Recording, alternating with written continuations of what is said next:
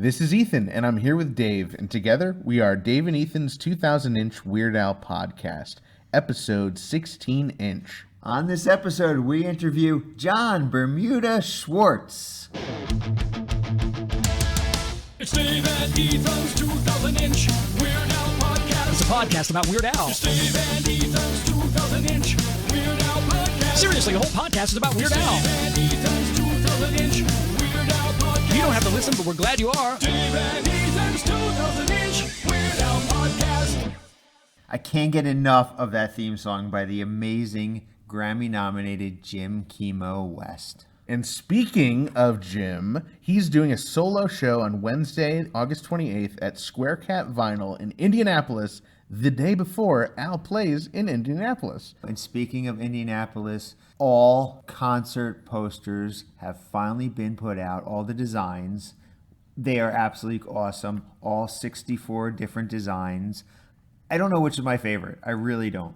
It's really tough. You know, there are ones that I've, early on kind of latched onto, but then, there were still so many more to come out. So I really need to sit down and think about it and figure out which shirts I'm going to buy. I've bought a lot of those shirts, but, they keep releasing some big heavy hitters. So it's going to be tough. Yeah, if you have not seen all 64 designs yet, you can do so. Check out on Weird Al's Instagram and his Twitter. They are awesome. They're really cool. Want to see them all. JW, I think, kind of talked about it in our interview, but they turned out to be like bigger than he would have ever expected. They're so popular, and I wonder if they'll do the posters again. Yeah, I hope they do something again. The wall space in my apartment hopes they don't, but deep down, there's some really cool things that came out of this, some really thoughtful and just fun pieces. So I could totally see them doing this again. Yeah, I'm totally looking forward to see what JW has cooked up for the next tour, because he's got a big task ahead of him to top himself on these tour posters. That's right. That. And so we are, since Al announced the last tour poster, and he announces them 2 weeks before the show, Strings Attached Tour is coming to an end, and our personal Strings Attached Tour is coming to an end. Our last two shows, tonight and tomorrow. Is such a great tour. It is so sad that it is coming to an end for us. We are in Victoria tonight, and we will be in Abbotsford tomorrow. And that's it. That's it. It's so sad. And then we leave. And as far as we know, the tour does not go on without us, but I'm sure it actually does go on without us. But yeah, we get to see some cool listeners at every show. So if you're at either of those shows, come find us while supplies last. We got some stickers, we got some business cards, and it's always fun grabbing pictures and saying hi. Yeah, we've met a lot of great fans out here on the West Coast so far. And they've all been absolutely amazing. They've all topped my expectations. They're really cool people out here. And sometimes we'll talking to a fan or a friend, and they'll hear that we do a podcast, and random people will come up to us like, "You do a podcast about Weird Al? Give me information." And so that's always cool too, making new fans and friends. So let's talk a little bit about this week's guest, John Bermuda Schwartz. He just celebrated a birthday this week, right? Yeah. August 18th. So happy birthday to you, Bermuda. Happy birthday.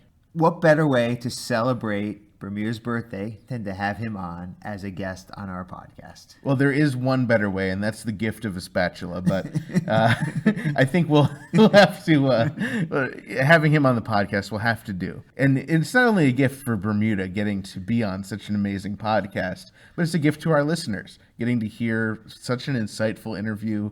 We hear about a lot of great stuff with his collection and other projects. It's a lot of fun. We are here with someone who you may recognize. You may have heard him on our podcast already. Please welcome John Bermuda Schwartz. Hi, nice to be back. Thank you. It's been a long time no see. Good to see you again. What's it been? 30 seconds? In podcast world, that's a couple weeks. Yeah.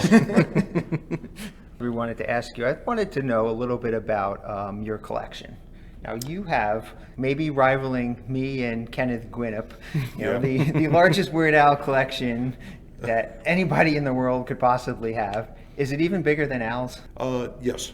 Definitely. I think there was a point early on where he deferred to me to just keep a copy of everything. Oh, yeah. Of the obscure stuff.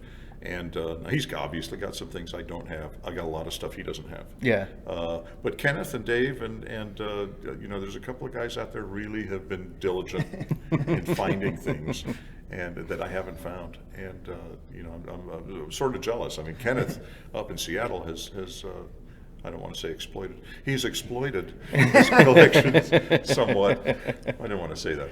No, he's had it on display at the Puyallup Fair up there, the Western Washington Fair, and he's got some very, very cool stuff. I mean, he really goes out and finds things. He's found these impossible issues of old albums, and he'll get 2 of them, like 2 Israeli in 3D LPs or something like that, and send me one. So he's been a real benefactor to the archive, which of course is destined for Al. I mean, this isn't stuff. I don't have any kids or dogs that are going to live very long, so it's they're not going to get my stuff. At some point Al gets all this stuff, and he's a little fearful because he knows how deep the collection goes and how much stuff is in it that he wouldn't really keep. Right. And that I know that Suzanne has kind of helped him thin out and prune his collection. We don't want her to touch your collection. She'll get it someday. One of these days she'll get it, and then they can figure out what they want. But in the meantime, I have a very healthy and pretty complete representation, at least in terms of audio and video product. I've got a lot of handwritten notes, lyric sheets, just different things that there was only one of, and those are in my collection. Right. So I mean, I do have a lot of one-of-a-kind things, and some video props, and just different stuff that I can store and stuff that I can keep. I grab it. When we're in different cities, I grab the local papers, I grab the flyers and brochures that are at the venue. If it's got, Al listed in there, even in the tiniest little no picture, no nothing, it still goes in the archive. That's I mean, right. Al's going to look at these things and wonder why I saved it, because he won't have found his name or picture very quickly. He'll just, Suzanne or somebody will throw it out someday. Well, if you ever need any help cleaning out the collection, I'll be more than happy to help you and take some items off your hand. Well, I'll be dead. I don't really, whatever.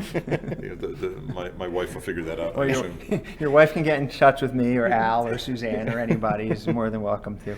So, Or me. Oh yeah. Okay. I wanted to ask another thing in the collection. Is there anything commercially available that you have been looking for that you want in your collection? There are more and more with Al doing voiceovers and stuff in cartoons.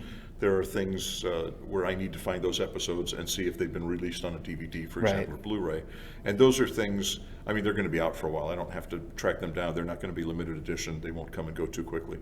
Or Kenneth Gwinnett will buy 2 and send me one. But there are a number of things I'm looking for. There's a number of Canadian things I'm looking for that I know exist. Right. The official discography is really limited to the U.S. because those are the only things I could verify. And even then, I'm probably only 99% accurate. There are some things out there that I haven't known about. That I'm just being tipped off to, and by someone else who's got it and says, "Is this in the discography? Because it probably should be." I go, "Yeah, it probably should." So it's I try and make that as complete as possible, and and I'm still searching. So I have a list of things. There's a number of radio station promo things that I have, the hit disc and those kind of things. That I know what the discs are. I just have to find them. So I don't have to really go through a whole bunch and read each label. I just have to find the number on the spine and verify that what I'm looking for is on there. And then I add that to the collection. It's been a while since I found those things, but more often they're turning up in record stores. Wow. And there's about a dozen that I'm looking for at this point. So that's the one thing that I'm most likely to find. Yeah. Now, I know Dave is really good about organizing and cataloging his collection. I'm very bad about that. Do you have a record of what you have? Yes. Everything is in Microsoft Access, which is their database program.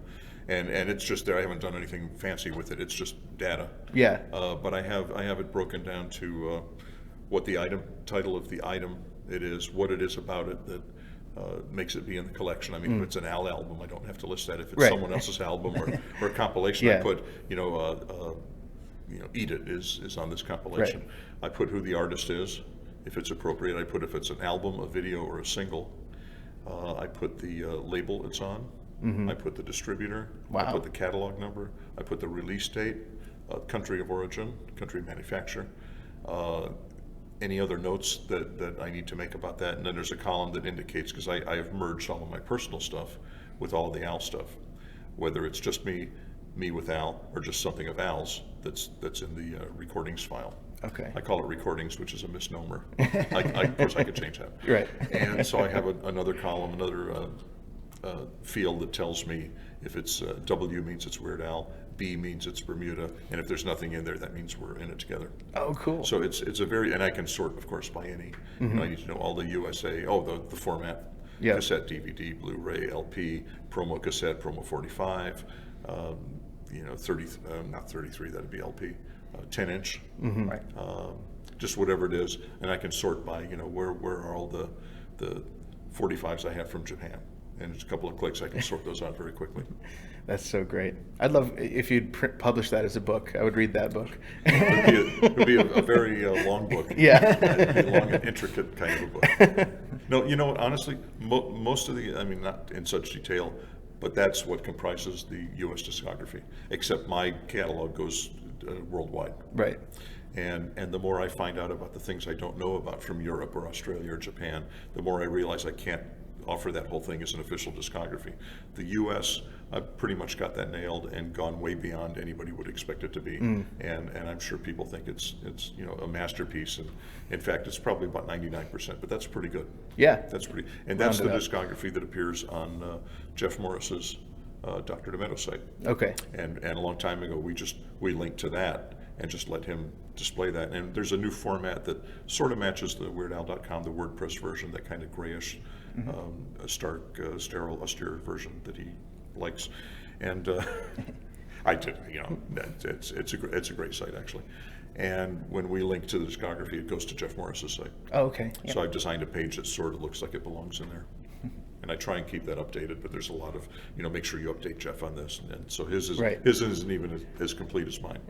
Yeah, that's an amazing site, that discography page and Yeah. everything that you've shared with me, helping to track down stuff, from different countries and stuff. I want to know, you mentioned that you also obviously collect stuff that you have performed on as well. So as big John Bermuda Schwartz collectors that Ethan and I are, what is the one item that we should really be looking for that's a John Bermuda Schwartz exclusive, boy. top of the line, something that we need in our collections? Well, I don't know how bad, other than as a collectible, I don't think musically it's worth having, but probably the Nipper single, which was a group I was in that when I met Al, I was still in the group, sort of a new wave group in LA. And we did a ton of gigs, did a bunch of gigs. Some of the songs were mostly originals, and a lot of them were quite good. I think the group might have had some potential, but there were just so many groups out there doing stuff. And it's interesting because labels were signing new wave groups left and right. I don't know that that's what started to put them under, but they thought, new wave was a cash cow, and they were just signing anyone. Well, they must have in the 60s. Anybody that had a catchy pop tune, were going to be the next Beatles. Right. And so there were like tons of albums from groups that had one hit or less, and then disappeared and then faded into obscurity. Well, the Nipper, single was sort of the same way. And I did, as I eventually did with some of Al's things, I did all the layout. Now, back in those days, this was 1980, there was no Photoshop, at least not in my world.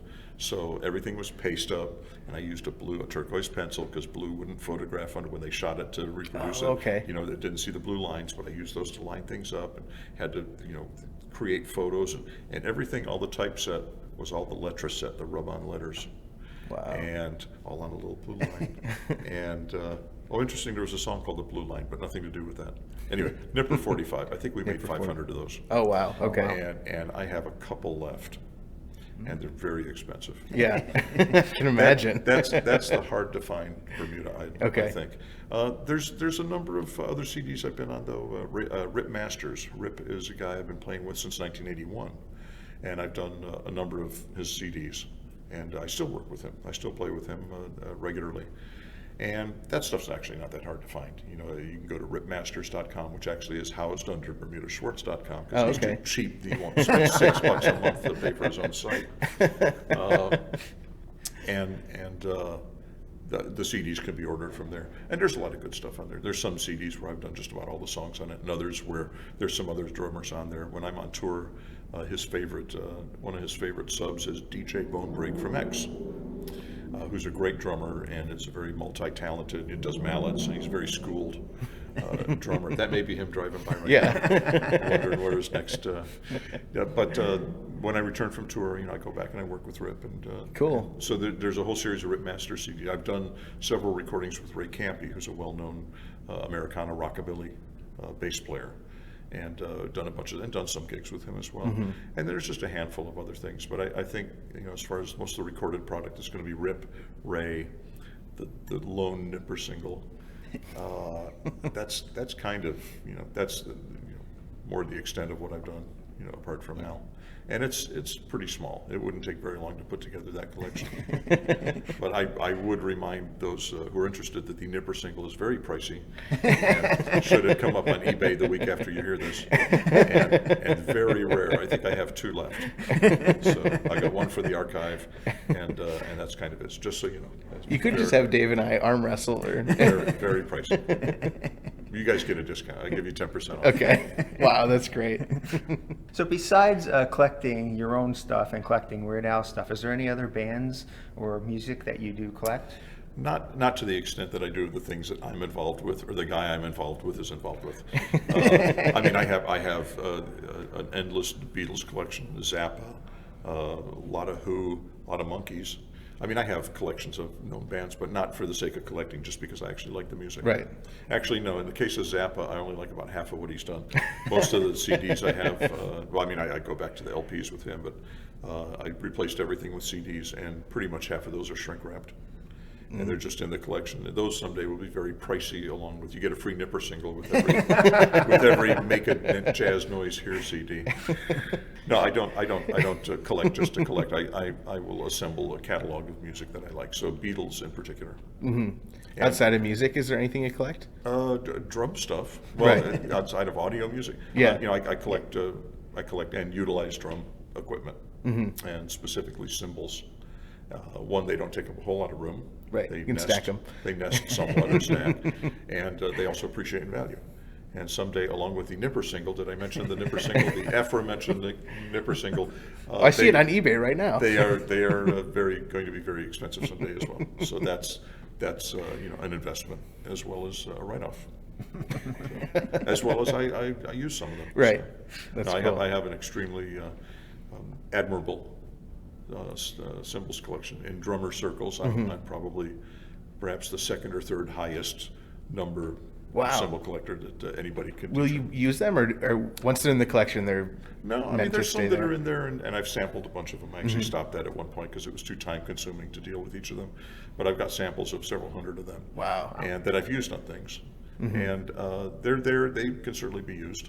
That was my original plan, was to have an arsenal of cymbals that would fit Al's various recording sonic agendas. This song is going to sound like this group, and this song's going to sound like this group, and cymbals are very individual. They sound one way, and that's what they sound. So if you want a different sound, you have to have a different cymbal.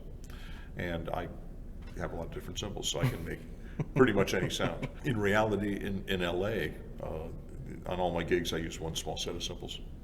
And they're nice, they're very good, but they're very average, and they sound really nice. So that's kind of, that's a little bit the antithesis of the whole having a lot of cymbals at my disposal and actually only using like 4 Right. or 5. A couple of, yeah.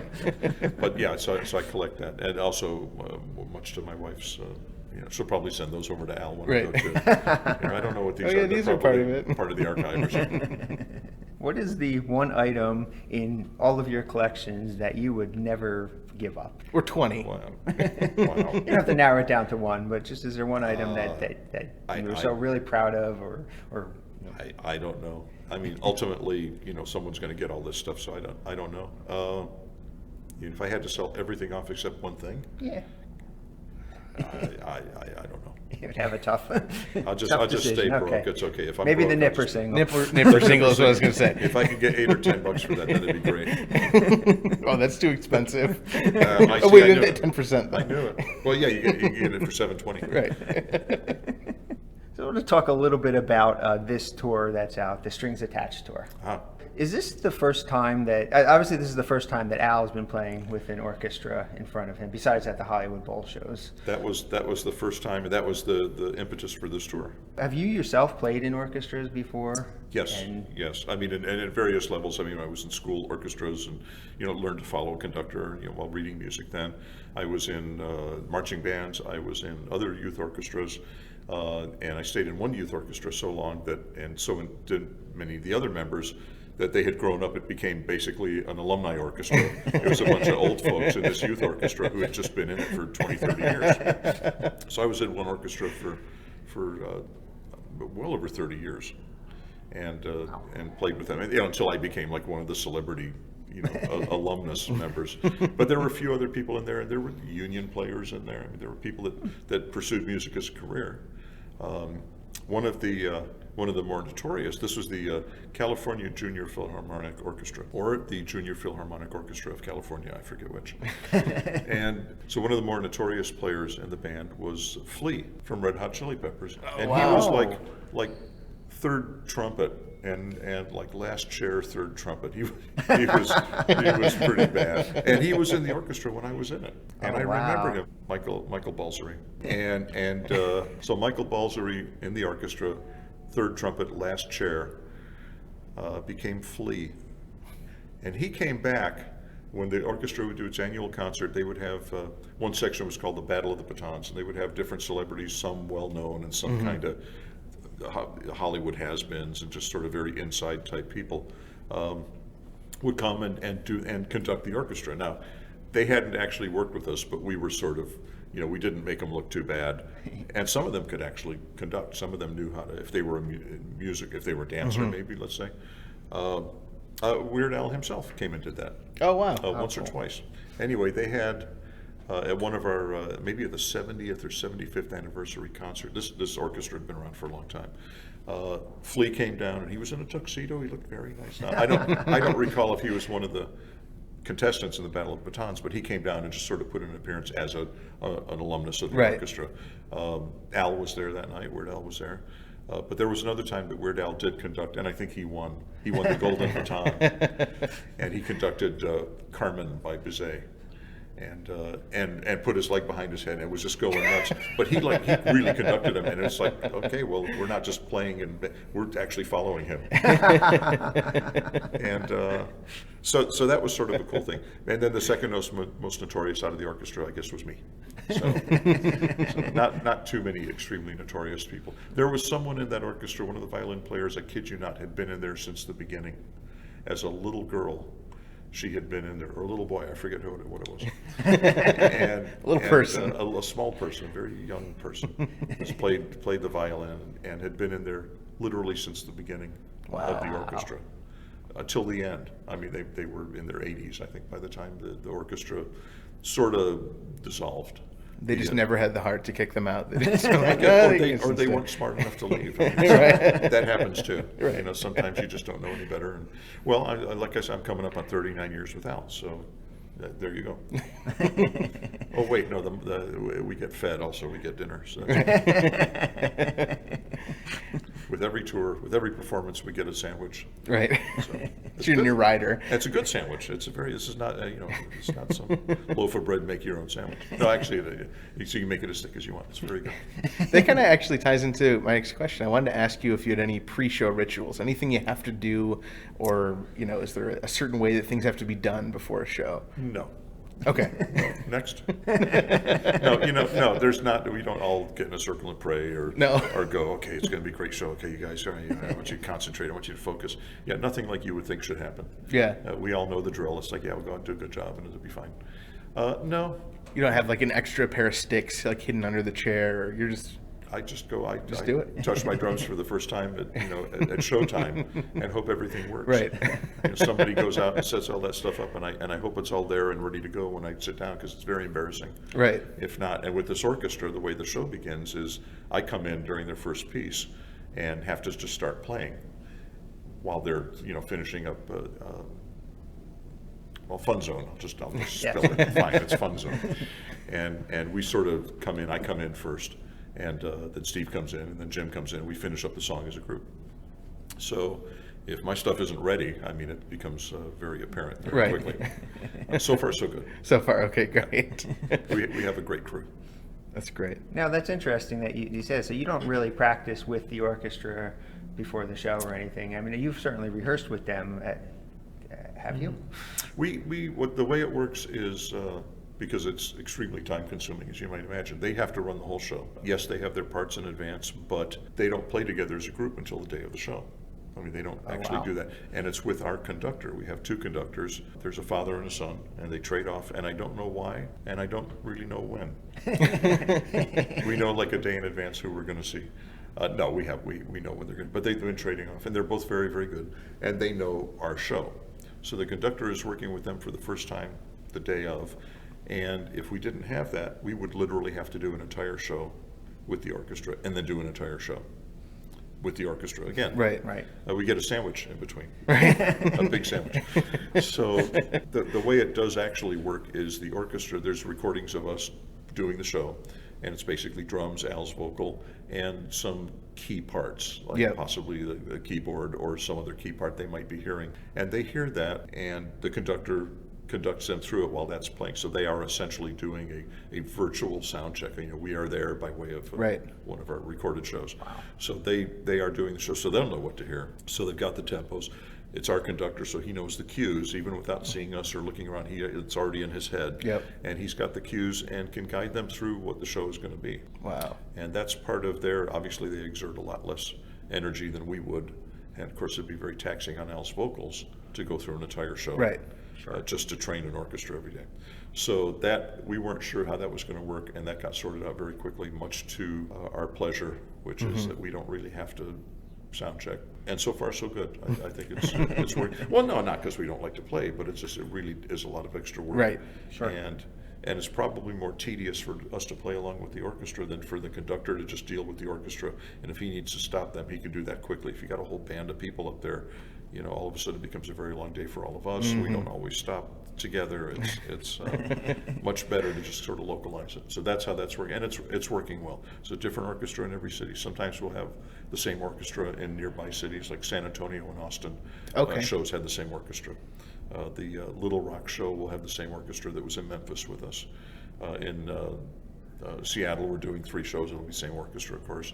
But there'll be some cities where it's close enough. In fact, the 5 dates in Florida, even though the cities weren't that close, all had the same orchestra. Oh, wow. Right. Yep. So, you know, but largely with a different orchestra every day, it is a lot of work. And the conductor ends up doing a whole show plus, and then they have to rehearse.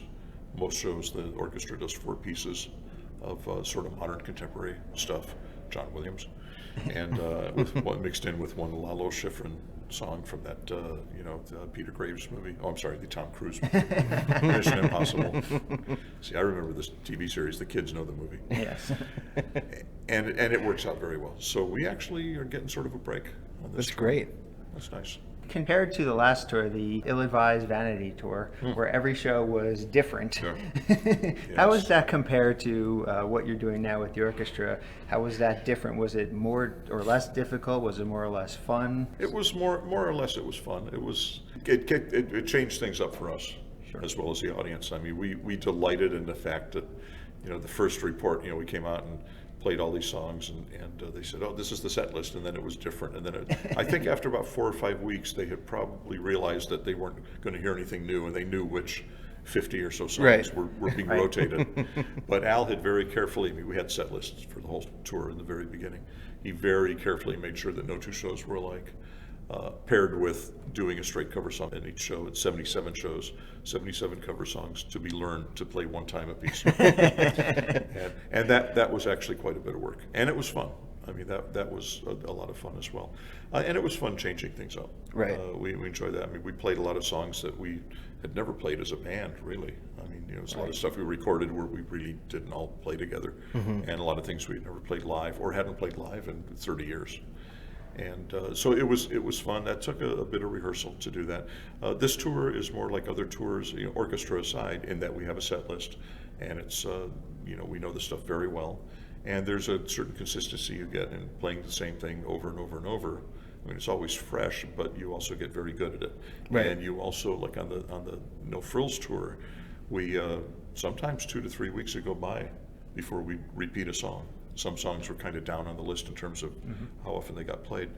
And if we hadn't played a song in a while, we had to rehearse it because we would forget it. You know, we would had all this other stuff, and and it would be, we better run through it just to make sure we freshen up a little bit.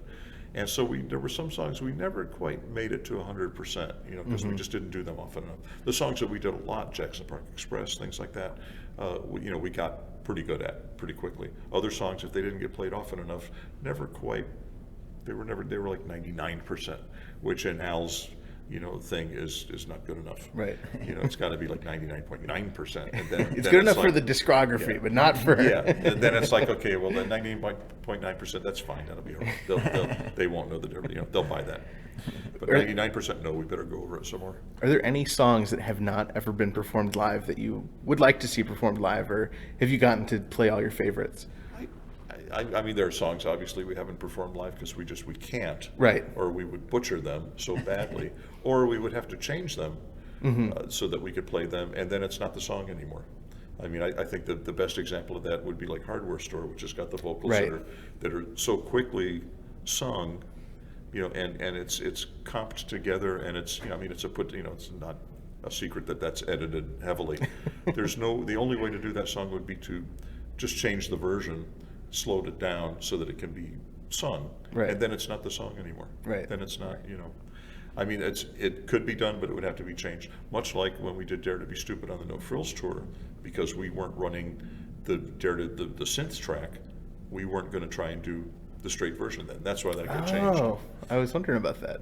And I think the original plan was to maybe work up a few different versions of that, but we found that the Grateful Dead-ish kind of version worked very well. It did. And we kept that. But that's the reason. So for example, that it's back in the set on this tour, and it's back to the original single version. Because we have that equipment with us. I mean, we literally, on the No Frills tour, it was just the 5 of us making as much noise as we could without any help whatsoever, without any tracks, without anything. And on the Strings Attached tour, there's very little tracks out there. I mean, it's us. And it was part of the reason we brought along 3 singers, since now we're going to have a live orchestra, we better make sure the vocals are up to snuff. And I certainly don't hold up my end of the bargain on vocals. In fact, I'm singing a lot less on this tour, which is, that's good for everybody. I mean, for me and for anybody that has to hear it. But there's only a few things that really, like in Word Crimes, I mean, there's all the little ricky-ticky percussion stuff, and that's not something we can have the orchestra do, and there's like certain sounds and things like glass breakings. I mean, that has to be on the track in order to make the song sound right. Short of that, there's not that much, there's the dinosaur wars in Jurassic Park. That's not you? That's, and the screaming, that should be me, I can scream. But there's very little going on. I mean, this is like 98.5% us, like live players, live instruments. And so in that respect, it's a little bit different than previous tours. It's a lot more live, and I don't know if there's more that can go wrong. We really haven't had any train wrecks. I mean, it's gone very, very smoothly. Good. So and the reviews have been very good, and the fan reviews have been very good. And I mean, nobody's asked for their money back yet, like that would ever happen. Right. But, no, I mean, they might ask. They're not ever going to. Right. Yeah. Or at least not the Ticketmaster fee. No, it's gone very well. So it's it's hard to say which is more enjoyable. I mean, I like them both. I like playing both, and I don't know if the orchestral thing will be back. I don't know if the No Frills thing will be back. I mean, we'll just see what happens. I know the plan is to take 2020 off. Okay. And come back and see if anybody cares still in 2021. And Well, at least 2 of us will be. well, we may just be playing. We may just come to your house. Hey, that works. We got room. We got couches we can sleep on. It's fine. Okay, well, because if we're playing houses, we're going to need to sleep on couches. Yeah. Too. You're going to have to provide all the drums too. No problem. We can figure that out. So you had mentioned that, of course, you did 77 different cover songs on the Vanity tour. Yes. Or so. So out of those songs, which ones were you looking forward to playing, and what was your favorites of those songs to play? They were, well, I'll start by saying that I submitted about 20 of the songs. Okay. Oh, wow, okay. That I thought, one, that Well, they weren't supposed to be what was necessarily fun to play. That would be nice if they are. Right. But it was supposed to be something that the audience would appreciate. Right, and recognize, And I'm recognize and enjoy. So when we did the Elements song by Tom Lehrer, Yes. that's a very narrow audience for that. But it's all ours. I mean, Oh, yeah. And that was one of those things where it was literally just Al and Ruben. I mean, they did it a la Tom Lehrer as much as possible. Right. And Ruben really doesn't, he had to study that. That wasn't really something that's not his style. No. And Al rehearsed that quite, because you get one shot to do it, right? Right. And you can't slow it down. It had to Right. be a la Super Tom Lehrer. fat, yeah. So that wasn't one of my suggestions, by the way, though. Al had a few things that he wanted in there that were some of his personal favorites from when he was starting to learn to play accordion, like classical gas. Was Okay. one of those. And in fact, we did classical gas, and I remember it was Eugene, Oregon, and one of his invited guests was Mason Williams, who did classical gas back in the 60s. And who didn't know it was coming. Oh, He wow. just thought, that's how nice of this Al guy. I'll go see a show tonight. That'd be nice. I guess it's he provided tickets. I'll just go sit in there. Right. And anyway, so we did the song, and Al says at the end, "Yeah, that was by Mason Williams." Jim, he turns to Jim. He said, "Jim, what do you think Mason Williams is doing right now? I wonder where he is." And Jim said, "I think he's over there." And we knew where he was going to be Right. sitting. And the guy turned the spotlight on him. And he was very gracious. He stood up and he That's took a amazing. bow. And we went out and had drinks with him afterwards, and he's a very nice gentleman. Wow. That was very cool. But some of the things I think I suggested What I Like About You. Okay. I suggested Blister in the Sun. Cool. I may have suggested either Magic Carpet Ride or Born to Be Wild, or both. There was a list of stuff. Yeah. And he had a long list of things that were, that he and I sort of cooked up that particular list. And there were a number of things that I said, there's no way. I know we're going to try and do a bar band version of these, but I know you're not going to, we're never going to sound like that, and you're not going to be happy. So let's not do that. But there were 77 very different songs, and they're all, they're available, I think, still through Stitcher as part of the shows. That was an amazing thing to, for the shows that I wasn't able to go to get to hear the cover songs or the different banter before the other songs was amazing. Right. And that was the other thing about that tour that we don't have the luxury of doing on really any of our other tours, where it's a show, where it's a set script, and the songs are in order, and there's often not time to really stop and do anything. Right. Like Wish Me a Happy Birthday on Right. the day that we play in August. That's my birthday, that usually we're playing. Anyway. Would there be any possibility for a strings attached CD, like a compilation of some of the favorite songs with the orchestrations? That would be a very expensive proposition. Really? These are all union players. They're not doing us any favors. And that would be another level of pay for them. And I don't know. I mean, that would be one of those things that would have to be just sort of a favor for the fans, not something that would be, let's make some money, because it's not.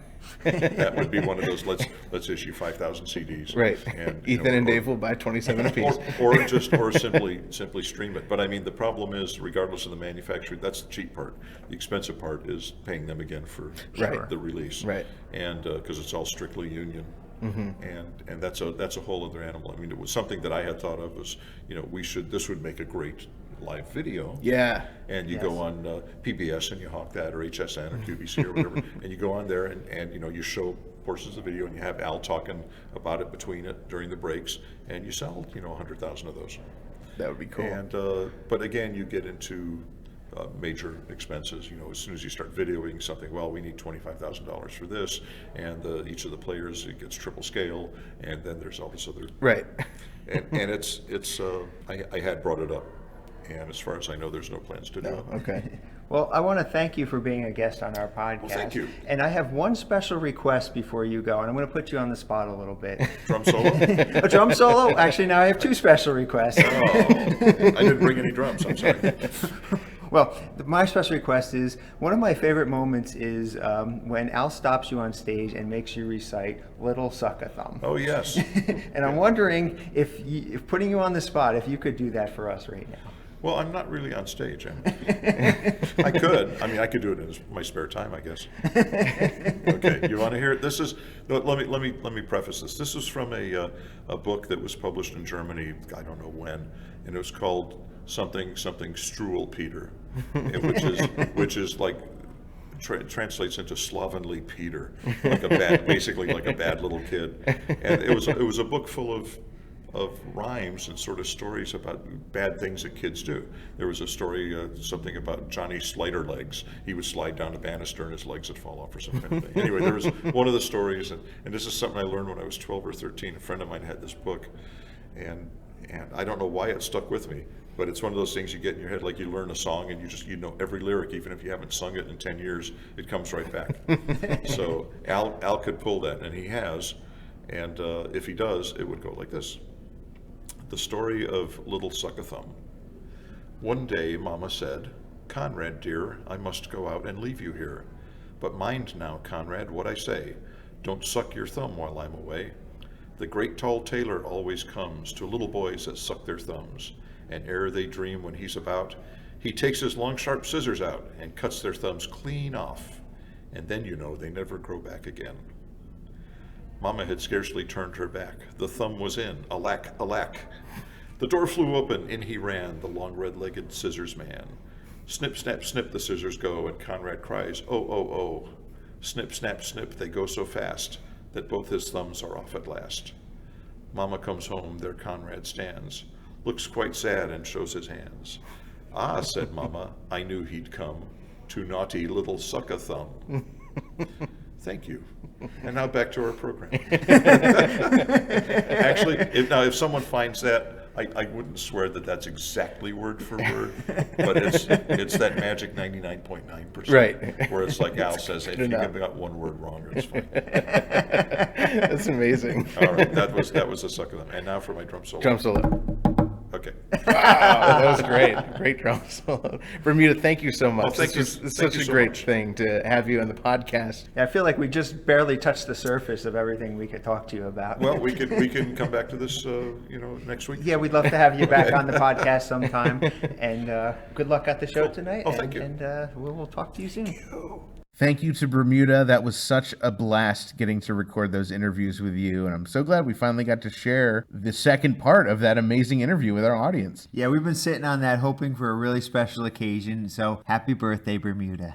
Yes, and we have more episodes coming out every week. We have bonus episodes, our centimeter episodes coming out every week. So every Wednesday you can check out the full episodes, and we've got a real good one coming up next week. Yes, a great friend of mine, Vicky DeVries, is our guest. Of course, she is half of the mastermind behind the Weird Al Star. Yeah, and so we took a interesting approach with the interview, and we sort of put Dave on the under the spotlight. Him and Vicky and I sort of run the interview and talk to them, and we go through the entire journey of where they came up with the idea to how they got it funded, all the way up to the actual ceremony. And so that will come out right at the same week as the 1-year anniversary of the unveiling of Weird Al's Hollywood Star. Yeah, and you were there too at that ceremony, so we're looking forward to hear your comments on it too. Of course.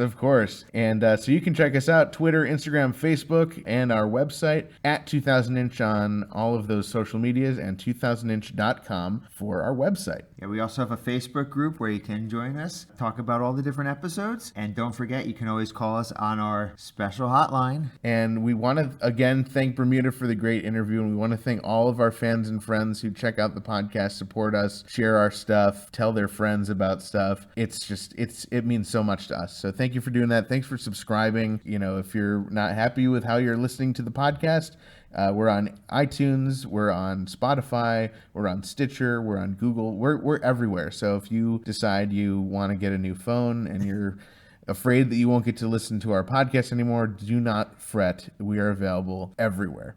And if you're listening and you want to check us out on a different platform, just let us know. We'll make sure we get our podcast on there. And by we mean Frank. Yes.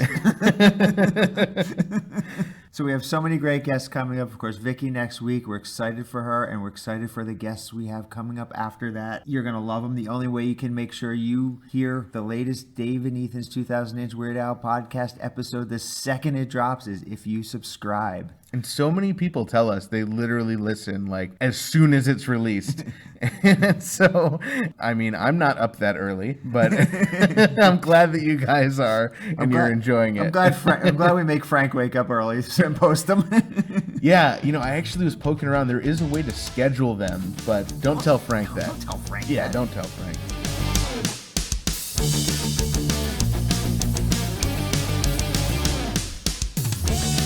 That was Dave and Ethan's 2000-inch Weird Al podcast, episode 16-inch. You'll edit this, I assume. Yeah, of course. Yeah. Good.